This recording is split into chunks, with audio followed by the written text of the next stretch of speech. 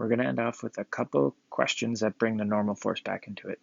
So hopefully you've read over that document on the normal force. Hopefully it makes sense, kind of cool stuff when you think about the normal. If we picture a person standing in an elevator, we're focusing on the person, so we're not going to worry about the tension in the cable of the elevator. It says they're accelerating upwards, so when I draw my free body diagram, I'm going to draw it beside the person so it's not too messy. We've got an upward force on the person, we're going to call that the normal force. And a downward force on the person, that's gravity, and when we need it, gravity is equal to mg. When we set up our F net equals ma, the common steps that hopefully you get in the habit of is whichever direction it's accelerating, or if you know which force is bigger, always make that the positive. So in this case, it's accelerating upwards, so the normal force is going to be the positive. Then we're going to subtract gravity, and that's equal to ma. In this case, normal minus mg equals ma. A little bit different than, similar to the rocket question, but different in that we know the acceleration. We're asked to solve for the normal force.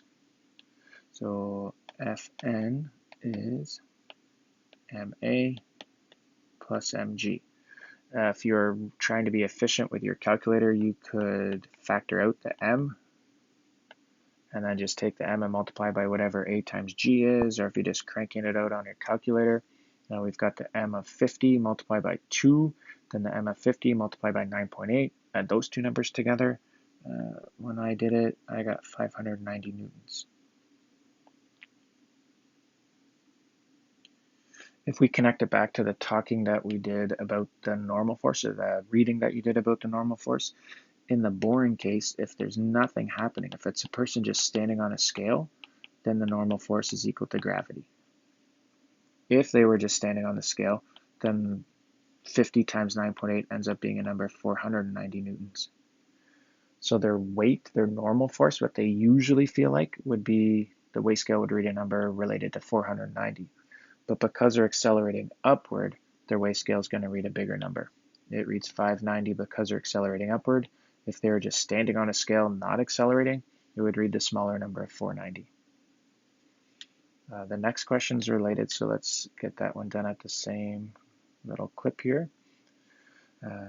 Different mass, 70 kilogram person standing on an elevator. The normal force, oh, I didn't say the word elevator in the question, but we're going to pretend or assume that it is. They've got a normal force acting on them, and they've got gravity acting on them.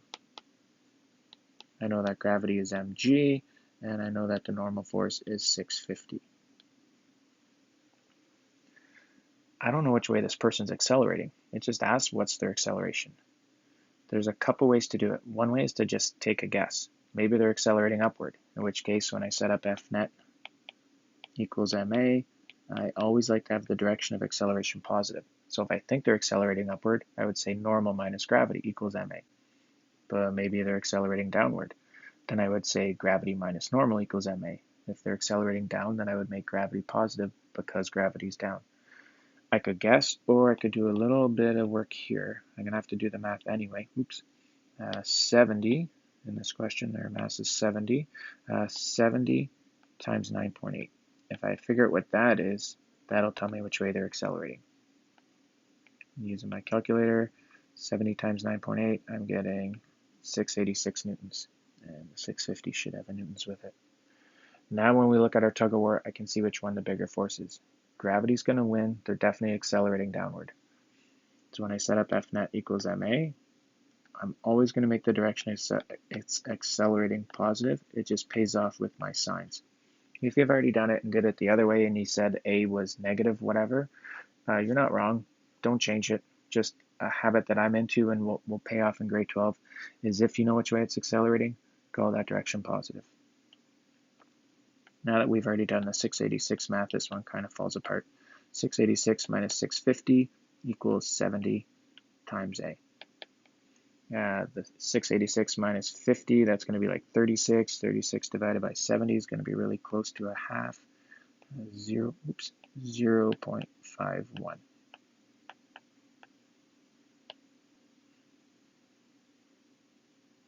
I hope those questions made sense. Email if you've got any problems, and we'll keep it up. Thanks.